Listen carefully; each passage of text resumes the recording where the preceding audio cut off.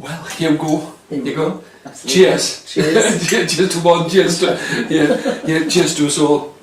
Well, it's a great pleasure to be here. I'm talking with Terry Freeman, who's been a performer and a singer alongside her husband, Eric, and also running a folk club in Washington.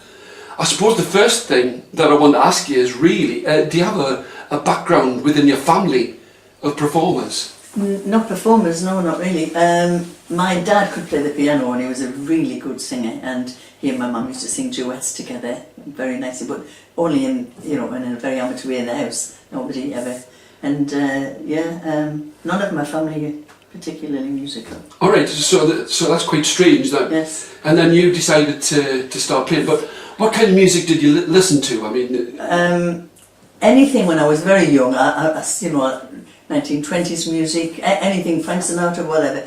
As a teenager, I listened to the pop charts, and I suppose really folk music started to creep into the pop charts, didn't it? With Dylan like the Dubliners and the Spinners and people like this. And Brian Hyland and the Kinks, and they were all doing sort of slightly folky stuff, and it was quite.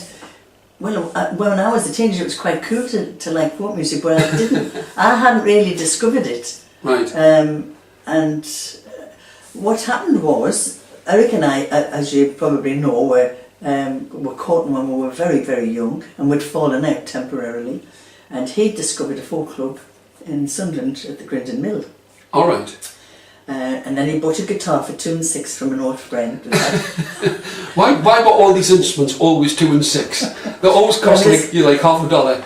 Yeah. Well, this was, honestly, it was pathetic.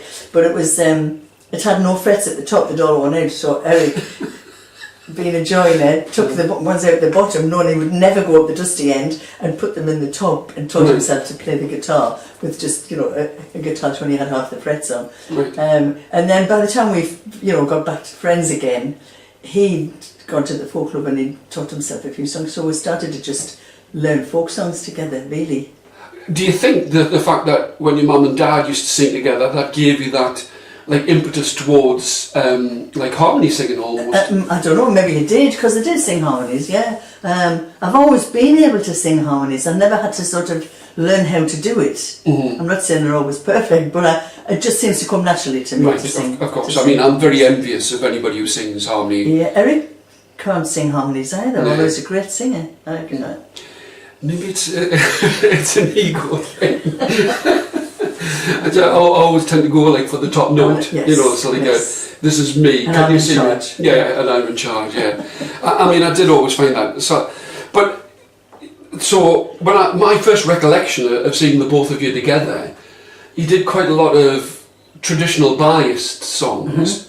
Mm-hmm. Was that the first? Well, yeah, really that was what people did. In fact, we bought 2 records. We bought the Halliard, the Irish and Me, with Nick Jones, and we learned every single song on that album and sang it regardless of whether it suited us or not. But and we had a Pete Seeger record as well, so we learned a bit of American stuff. But mostly it was Irish traditional, and we were so petrified at the time of speaking in front of the public. We didn't mind singing, but we wouldn't speak. That we never introduced our songs, we just used to get up and sing them. And a lot of people thought we were Irish because we sang such a lot of Irish songs. Did you sing them with an Irish twang? I probably did. Didn't we all? Yeah. Absolutely. You just sang them the way you heard them, didn't you? I suppose in the same way as teenagers now listen to pop music and they all sing in an American accent. Well, I've got to say that Johnny Handel spoke about this and said, you'll have somebody with the broadest Scottish accent, and then they start singing with an American twang like that. It sounds completely artificial, doesn't it? Well, it's what they do. It's what they do. It's completely accepted. I think we'll all lapse into it every now and again, especially if it's. Well, you see, I just sang a Scottish song the other day, which I learned from Ray Fisher. And I sang, but sometimes the rhymes don't work if you don't sing it in the dialect, so you've got to sometimes just go along with that. But I felt quite happy to sing it in the Scots accent. But there was at that time there was a kind of a tendency to almost authenticate your folkiness Yes. by adopting a Scottish or an Irish accent. That's right. Yeah. Yes. So if you did a mixture of songs, you'd be like a multi-accented. Yeah. But These were simpler times indeed. But now, I mean, with Eric, your repertoire is much broader, much more eclectic, I would say. it is, I think, but yeah. What is it? I suppose what I'm really asking is, what is it that draws you towards a song? I need to feel it. I need to have some. It needs to say something to me personally. I've never been, since I was very young and learned everything I could possibly get a hold of. I've never been able to sing a song that didn't mean anything to us, I think. So we so often political songs, you know, you've got to sort of agree with the themes, I suppose. And I don't know what it is. I just know when I hear a song, I want to sing that. Right. I mean, because it's incredibly broad. I mean, like you say, free, like American songs as well. So, yeah. So it's really about the feeling. I think so. Yeah. I sometimes look at things like, this is controversial, songs like sea shanties, and I think I couldn't be bothered to learn that because I don't know of it. I don't know any. You know, I couldn't feel. There's no emotion involved. Right. In a sea shanty, is there? You know, but then again, it's a work song. That's not what it's intended. Yeah. I mean, there is quite a variety of like sea shanties and sea songs. And sea songs, yeah. But I mean, it's about the audience participation, which That's people right. love. They do. Oh, absolutely. Yeah. And sometimes, you know, these anthems that people sing. I love to be in the audience when everybody's singing them, but I don't know if I would like to sing songs like that because they're not. You only get the first line out, and then they're not listening to you. They're just singing along, you know. Right. Yeah. But I mean, so that's lovely for communal singing. Yes. Whereas a performer, it doesn't do much for me, certainly. Well, I know I never ever sing sea shanties. No. No matter how desperate I am to try and get people to sing.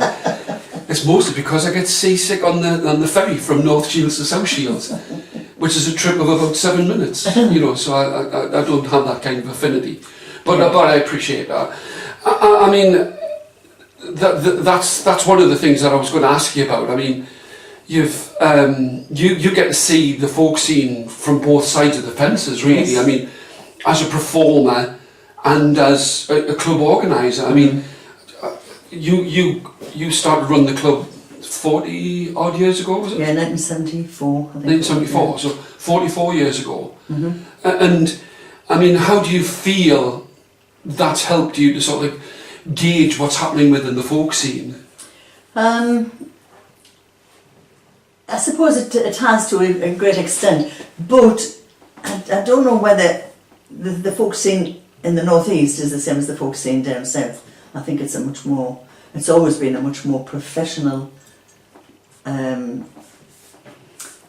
Let me think. I don't quite know what I mean here. There's always been agents and professional singers, and I think the northeast sort of held out against that to a large extent. And people, the northeast there are far more singers, yes, and musicians in the northeast than you would get in an average club down south. Yes, I think because people go to see a performance there, right. Whereas here it's much more. Maybe I don't know. I know what you mean. I mean, there's just been like so many people who've come from the northeast. If you think about it, I find that very interesting when you're saying that it is more almost bordering on show business now. Yes. That like an agent's pushing somebody to be. And that was something we resisted. Certainly when we were first running the folk club, we didn't want that professionalism. We wanted it to be folk music is for ordinary people. Right. And I think there was a lot of resistance to that. You're right. Okay. When you're saying like professionalism, you want it to be more like grew socially, yes, rather than like so. External business, like pushing its ideas. I want to see excellence, but I didn't necessarily want to give an agent a percentage. You know what I mean? Oh right. Oh well, that's very interesting. That's very interesting because. It used to be that people would be desperate to get on an agent's books so that they would make them, and I use the term very loosely, a star. Yes. Like on the folk scene. I mean, this is like big fish in small ponds kind of thing. So, do you think that it's reverted back to a more socially driven, or is it still being agent? I think it still is. I mean, I think young people coming into folk music now have a much more, a much wider view of what they can make that they can make a career of it. But I love the word career. Career music performance, yes. In inverted commas. Yeah.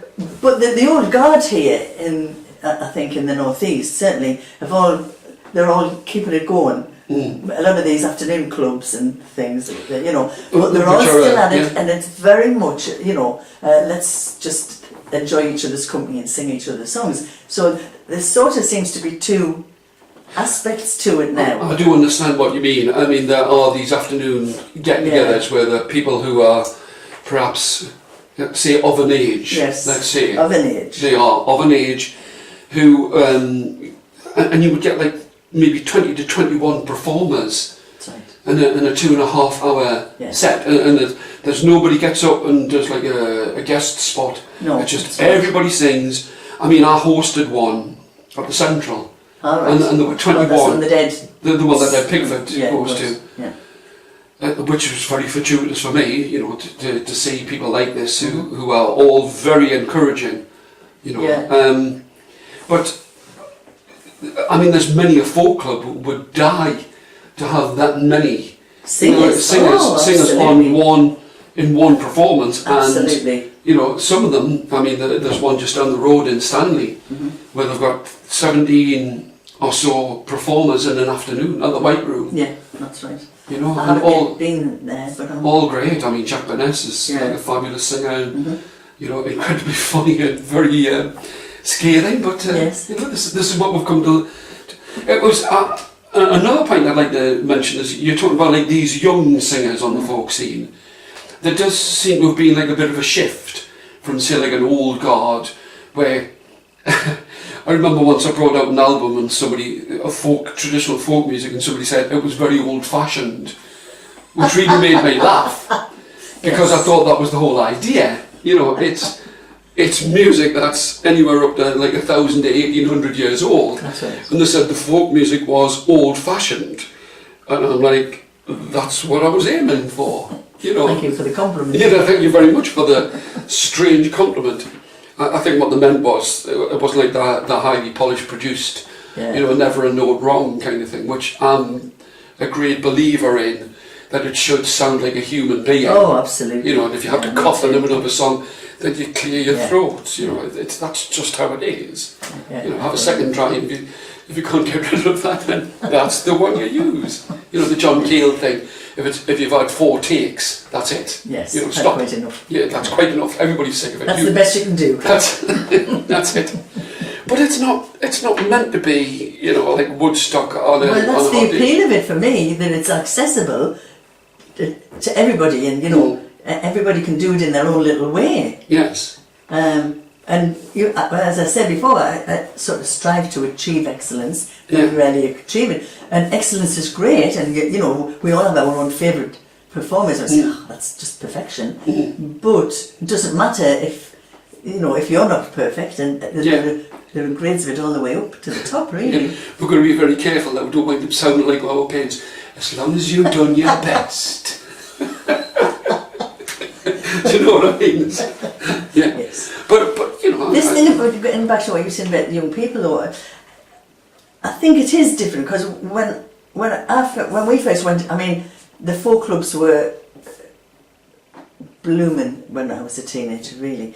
But we sort of revered the source singers, and you know, the Fred Jordans and the Elliots of Birdley and people like that. We did revere, and we wanted to spend time listening to them and in their company. And I don't know if that's the case anymore. I think the young people, although I have to say, we at the Davyland, in fact we're going to do another one soon, we always ask the students from the degree course to come over and put on a night and you know, give them free rein to do what they want to do, and that's lovely. But I think we're inviting them, and I think we've built up a tradition there of doing that, but I don't know that a lot of the young singers want to spend time with us old fogies as a general thing. They don't seem to sort of come to the folk clubs. And I've got to say, I've heard this said a lot, and I don't really want to go down but I just think that the folk clubs are such a great resource. They are, absolutely. And like a training ground. So you can't really go from a... No, which is why we do this Yeah. at our folk club, because we want to give them the opportunity to play in a big room with a big Yeah. audience and all the rest of it, you know. And to hone those And skills. Absolutely, absolutely. But at the same time, you know, I don't know whether I would blame them for not wanting to spend time with old folks, really. You know, it's the only... Why, are we too old-fashioned? It's the only... It's the only area in my life, I think, when I was young that I did. And I think we folk devotees were quite unusual in that we did occasionally, you know, go to spend time with older people. Why would teenagers want to do that, really? You know. You've got to learn from somebody. You have. You know, But you see, they've got other options now that can go to the folk degree and somebody will teach them. Yeah, what to do. but that's one of those things. I mean, I mean, there are those who rise to the top and shine. You know, Yeah. like the Dan Walshes who Fabulous. has like a background in performance in the Yes. first place, That's and right, he yeah. can really sell what it is that he's doing. And Yeah. there's lots more. Oh, absolutely. We had Jim Cosley on at our club the other day, Yeah. and he was fantastic. Yeah. Absolutely fantastic. And showed real respect for all of the source singers that he'd learned from as well, you know, Yeah. and happy to quote them. And Right. yeah. I mean, I do have to say, it's not like a bugbear, but it's just when people say, I got this song from a CD and it's rare. Yeah. And I just like kind of go, well, like, if it's a CD, it's not rare. You know, it's like it's not from the source. But you know me. I mean, I'm forever in nose in a book trying to find Trying to find obscure songs, Tony, that nobody else sings. But in the same way, it's because they mean something. Yeah, absolutely. I mean, you said about the feeling. It's for me, folk songs reflect the human condition, and if there's something about like poverty or related to like a dowry or something like that, and it's not like difference for its own sake. It's because it's interesting, or I like the tune. Yeah, yes. you know. So I'm a great believer in that. I think it's important to. I mean, it's a social thing. It's a social history of the country and absolutely the United Kingdom. And, you know, things that come up in songs often hit me in a much more direct way than if I was reading it in a book or a newspaper. Absolutely. Well, let's face it. I mean, we were chatting before we started filming about Jane Austen. You know, and Jane Austen. You know, it's like 300 pages, but a folk song, whether it's traditional or contemporary, it's 4 verses, 3 choruses, and a whole story in that space of time. In the same way as like with storytelling. Yeah. What I used to like about storytelling was by the 3rd sentence, like the eyes turned into a cannonball and they've been pregnant for 3 months, and they give birth to 106 children. And I'm thinking, Get on with it. That's it, yeah. I can't read a novel. I'm just like 16 pages and nothing's happened. It's like, give me a story, Yes. The Mahabharata, That's right. We don't hang around setting the scene, do we? Well, this is it. The other day, and I'm going to interview him, but I was struck by John Strong. I know you know of him. Great singer. Yeah, Great singer. fantastic songwriter. There was no for me, in some of the songs, there was no explanation, but it was the feeling was there from the first 3 words, and you knew what the song was about without the it was and it happened on and it was and he was there and whatever. It's just like straight in with the emotional words. So impressed. Yeah. Fabulous. Yeah, I suppose it's like poetry, isn't it? It's a sort of crystallised moments, in a very short form. Yeah. It's exactly that. Yeah. The one thing I was going to ask as well, I mean, with the Davy Lamp Folk Club, you made an album. Was it songs from the Davy Lamp? I know it was like Barry Dipper, Dundee, Frankie O'Neill, Bob Fox, and you and Eric. Me and Eric, that's it. I was so impressed. Were you? Yeah, of course.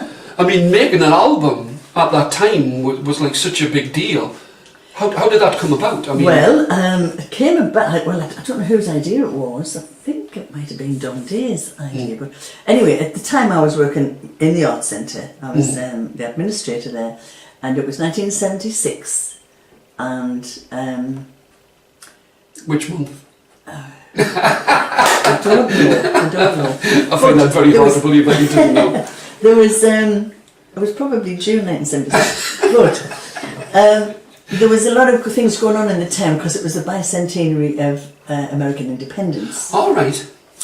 And so there was lots of artistic endeavours going on, and we applied to the Washington Development Corporation for a grant, and they gave us £500.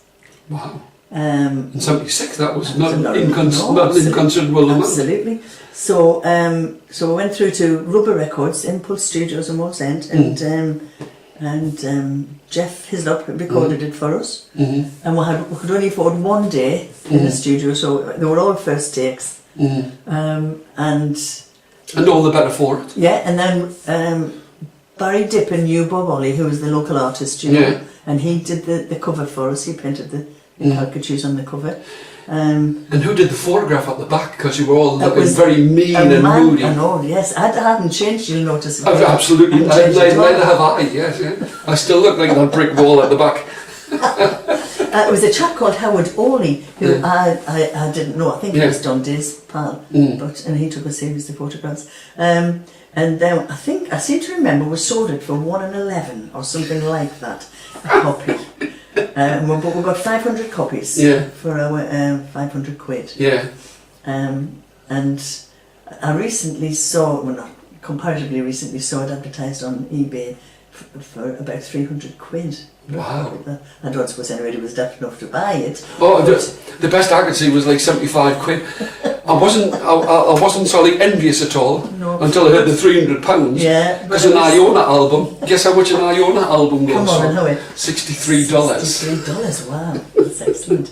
It had in big letters Ray, and I thought, Yeah. I mean, somebody's got an attic full of them. We once got a royalty check from in German Deutschmarks. All right. Somebody had bought it, obviously come to the folk club and bought it and given it to a German radio station, and they sent us, played it over there and sent us a check. We didn't know what to do with it at the time. How much was it for? I can't remember. Yeah. It wasn't a lot of money. All right. I once got a royalty check for £1 Did you? for singing the Sally Weekly on Radio A in 1985. When did you give a share of that to Joe Wilson?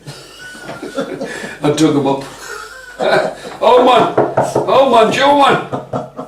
But it was very exciting. And during the bicentenary celebrations, Jimmy Carter, who was the president at the time, came over, and he was given a copy by the chief executive of the Development Corporation. Was given a copy of our record to take back with him. So he's probably made an ashtray out of it or something by now. No, he's now got 300 quid in his back pocket. Yeah, maybe he was sending to sell it. Yeah. It's like smelling peanuts. But it was exciting times, really. Yeah. You know, but I mean, it was a big deal to make an album, and I didn't think of it as such at the time, but looking back now, I suppose you're right. It was quite unusual. Well, in '72, when I was at Leeds, I met Derek and Dorothy Elliott. Oh yes. And they were the first people I'd ever met who'd actually made a record out like this. Yes, what, do you want another cup of tea? Are you all right? Are you fine? Because it was just like kind of, it was something that was way beyond everybody's, wildest dreams. That's right, because it had to be in a professional situation. People just didn't have gear like this. And, the ability to record themselves. Even tapes weren't readily available then, were they? I remember sitting down and like making tapes to send off to folk clubs, and you had to make each one at a time. So you had to sing the 4 songs, then put another cassette on, sing the same 4 songs and send them again. I wonder if anybody's ever got any of those. I'd love to hear them. Some of them I wound up putting sound effects in between. Right. You know that thing of like you put like 100, Henry Ford put like $100 bill inside of a Bible that he gave to one of his nephews. Right. And he said, "Did you like the Bible?" So I'll read every page. Well, he went, obviously not, because he didn't find the $100 bill inside of it. You know. Yes, well, I mean, as a folk club organiser, you get loads of stuff. It's easy now because you just put the CD on and you just go up, click, click. Did you shake your head then? Look me in the eye, 10 seconds. But in cassette, it was a much more difficult thing to find the next song, and sometimes had to listen all the way through to get to the end. It's really Don't move your head too fast or you'll knock us over with your nose. But I mean, I ran a folk club in Shields, and what I said was, like, you know, if I'm going to run this folk club, this was about 96, I said, if I'm going to run this folk club, you're going to have to come to the audience. Oh, yes, Tony, we'll all come. 6 weeks, absolutely chocker. And then the 7th week, when I booked somebody from York, I said, I'm going to book people you know, people you don't know. And as soon as I booked somebody that they hadn't heard of, there was me and the band turned up. And I said, here's your money, thank you very much, you know, you don't have to play. I'm really sorry nobody's turned up. And I said, that's the end of the folk club. Yeah. But you must have had to sort of like fight your way through. Wow, I think we've had a lot of advantages because the Arts Centre has always been a very pleasant place to come. You know, it's a lovely building and all the rest of it. But yeah, you know, it goes in cycles and you've had ups and downs. I think I must just be stubborn. Just keep going. But I mean... I find that so hard to believe.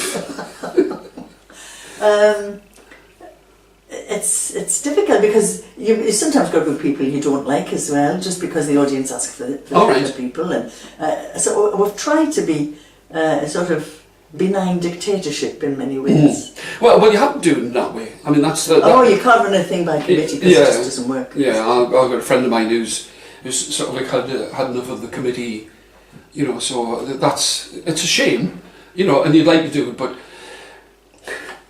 I'm devil's advocate, you can tell by the look of my eye. Do you think that there's a certain kind of argumentativeness within the folk community, or that people like become so compartmentalised that I'll only like this kind of folk music, and if you put something else on, I'm not going to turn up? I think you could be right, yeah. There are people who just like unaccompanied singers, traditional unaccompanied singers, and they can't be bothered with anything else. And other people who won't even give that a listening. Yeah. You know, so probably yes, but... So like the folk music gene is closely attached to like argumentative gene. or like a muscle like that, put your hands on your hips, I'm not listening to that. That's it. Well, I wonder if it's maybe, you know, with other kinds of music, mostly you're passive in that, you're just listening to somebody else's music, whereas with folk music, you often get, you know, a great bit of crack in the middle of the night anyway, people putting in their two-penny, especially in a sing-around kind of situation. People feel it's their music, so and maybe feel quite entitled to express their opinions more than they would, you know, if they went to see Take That, they wouldn't expect to have a say in. Yeah, they wouldn't have a chance. They'd be beaten into submission by the sound. That's right. I mean, that's the beauty of folk, for me, that's the beauty of folk music, that it's the human voice, and, you know, not too loud and not too much like a rock concert, so you can. But that's great. I just love it when people are heckling. You know? Oh, absolutely. You know, it means they're at least listening. I was going to say listening, you say alive. Okay. Sometimes it's the main thing. But going back to an earlier point, do you think the fact that folk music itself has changed? I mean, there did used to be that big divide that would be a contemporary club or a traditional club, and now you're likely to hear every kind of genre. We used to run a club in the Chesters in Sunderland after the Grindon Mill club, and that was part of our advertising, the Chesters traditional folk club, and we did book other people, but the idea was to, put the emphasis really on traditional music, and that was what we were most interested in. But I suppose over the years, you get exposure to other things, and some of it's great. You know, some of the Canadian singers are great, and there's excellence in every kind of music. Every kind of music, absolutely, and you know, I think as long as I don't even know what a folk song is really anymore. Yeah. I just know it when I hear it. Yes. I can tell it is one when I hear it. Yeah. But I mean, you can get a folk song, you know. I mean, if you go through the annals, you know, the Christie's traditional balladees, you're kind of like going, that is a folk song because it was written and that was collected. You know, this wild enthusiasm of the learned classes of the 1870s, the 1890s.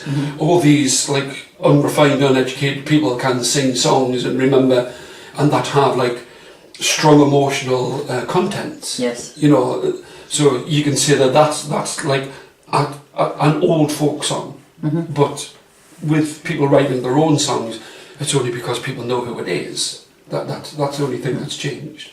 I mean, if if you look at somebody like Jez Lowe, he's writing folk songs. There's no, Steve Tilson's writing folk songs, although they come very different in their style. Yes. But they're still about the human condition, and they're, people, ordinary people can identify with them, and they're not introverted. Some singer-songwriters leave me a little bit cold when they sing about the hard times and basically haven't really done anything very much. Well, but that's fine. I thought them for having a go. I wouldn't. There's that thing that John Williams says, the classical guitarist, and he used to get incensed by going down the street and there'd be somebody playing the guitar really badly, and he would, like fingernails down a blackboard, and he would like grimace. Whereas I think either it was like age or acceptance or whatever. He just said, as long as people are performing, I don't care.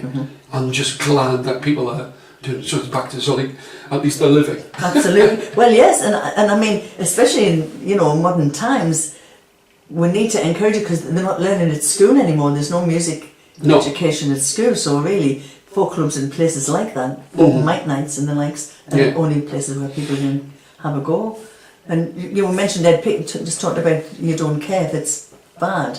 Ed Pickford said something to me once about his songs. I think I asked him when he was on my radio programme, do you ever get upset when you hear a really bad version of your song? And he said, absolutely not. No. He says, I love it, the people are trying, and if it's a good song, they can't ruin it, it'll always be there. Yes. So... It's only a passing phase. That's right, absolutely, so yeah. One thing that happened with the club was that you won Folk Club of the Year. We did. Was that 2001ish or thereabouts? It was, yes, 2000. Was it 2000? Yeah, 2001, I think. Yeah. Which was the first one for the Folk Awards. No, it was the second one. Oh, right. It was the second one. There was a club at West Horton that won it the first year. Oh, right, yes. So the one on the outskirts of Birmingham. Yeah. It's... I don't know what I think about those kind of things. It's nice, I mean, it's yeah, lovely that of course. And we used it actually to sort of develop the folk club and attract more people in, and but who knows who's the best folk club? How do you tell? Right, but I mean, let's face it. There's an awful lot of brickbats and not many bouquets within the folk scene. So there must. So that was our little bouquet. That's right. But unfortunately, they discontinued it. And they only did it for about 10 years and then stopped doing that, which I think was maybe all the rest are all bad. But I felt as if it was a shame. I mean, if I look at our situation, for instance, you talked about what I mentioned, the Arts Centre being a nice place. It's run by the council, and sometimes we've had to fight to keep our place there, because there are other pulls and funding pulls and all sorts of things, and just having that little bit of prestige of having won an award gave us just a little negotiating handle, and they sort of valued us a little bit. Right. I think it's a shame, even being nominated for something like that. I'm sure would do a performer good, they can put it on their posters, nominated for blah. So those kind of nominations, even if you don't win, are really helpful to people, I think. You do know in my publicity I've got written on, not nominated for young folk singer of the year. Old-fashioned git. That would be good then. Yes, that's like, it just reminds us of a joke that was circulating on the internet. A picture of what's it called? I can't remember the words they used, but basically it was a picture of a guy, and the amazing untattooed man. Oh yes, I did see it. Yes, yeah, so very funny. Yeah, yes, very good. So one thing that we brushed on was like in the 90s. Was it around about 95, 96ish? You ran a radio show from. I did. Was it from Sunderland University or? No, it was based in the university. That's right, yeah. It was a community radio station called Weir FM, and I was surprised when they asked us to do it. I don't know what made them ask me, but and I was petrified of doing it because I'm not the most technical of people. But I absolutely loved it. It was just it was a fantastic experience. And you know, I used to get guests play records and get guests in, and you came in and did some storytelling and various things. That's right, because that was when I was first starting telling stories, yeah. Yes, I think I called you bluff, didn't I, when I asked for storytellers Yeah. to come in and you came in. Yeah. But yeah, it was a shame because it was a lovely little station that the community had access to it, and Sundays were esoteric music all day long. There was jazz and blues and country music, and I can't remember, there was another one, but it was lovely, and unfortunately it was taken over by a commercial company who played wall-to-wall pop Taylor music. Swift. Yeah. Which is a shame, because I mean it was like a glowing beacon of for people to listen to folk music, you know, with your obvious enthusiasm for it, and you know the breadth of your taste. And well, yeah, I mean, absolutely. And I tried to, you know, if people were playing somewhere, I'd give them the opportunity to come and play live if they were in the area. And you know, it was great.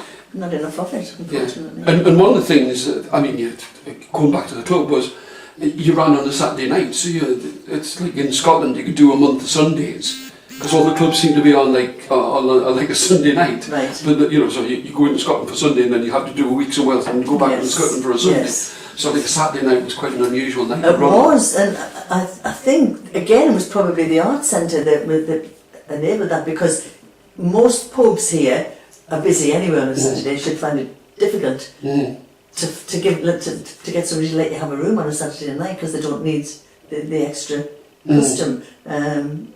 So yeah, and I think that also was good for us because we could get people on the way somewhere or on the way back from somewhere that wouldn't have any other option to play on a Saturday night. Yeah.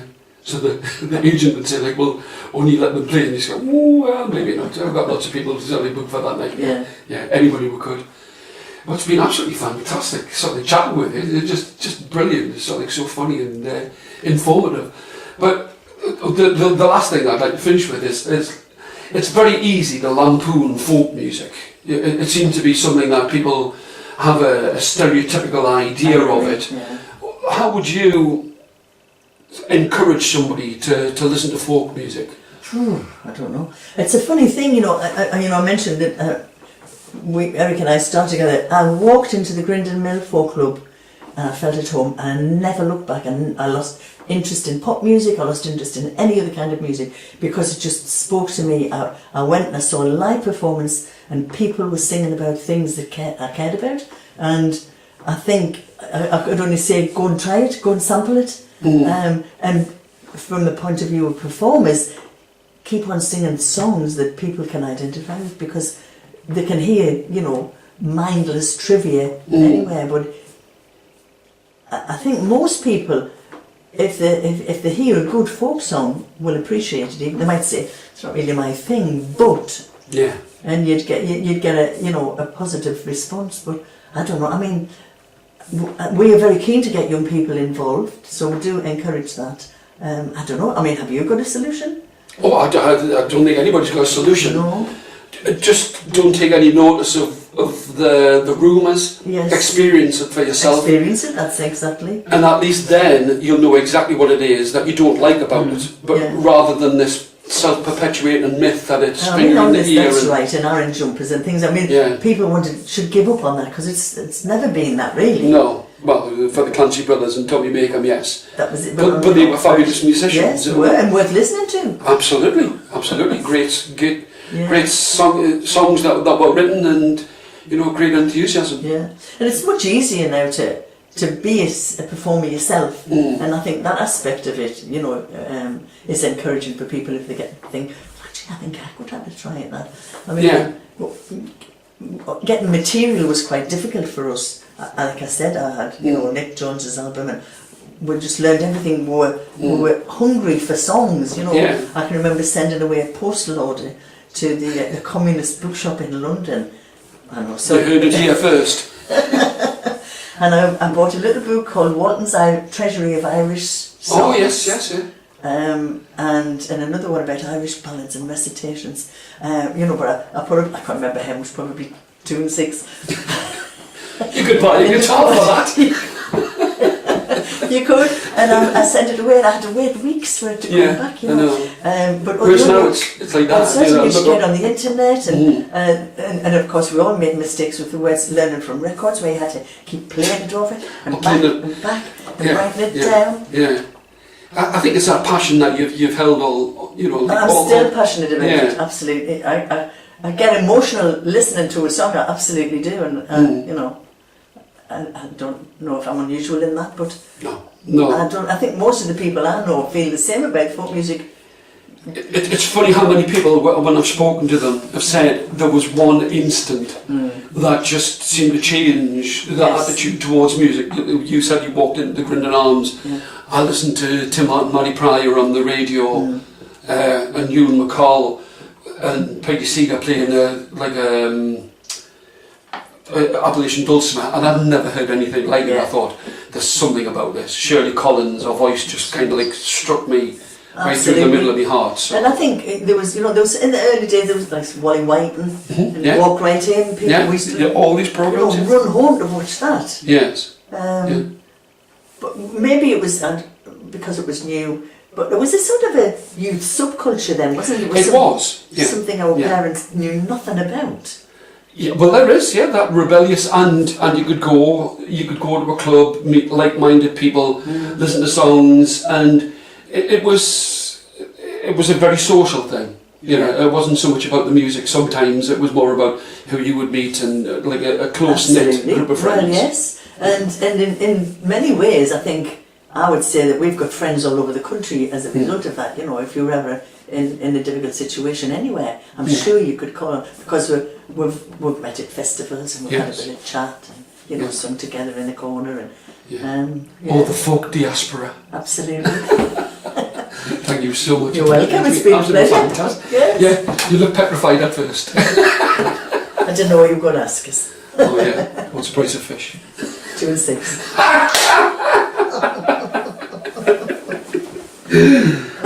Oh, it hasn't been switched on. Oh, that's a shame. We'll have to do it all again, Tony. No, that was fantastic. Thank you.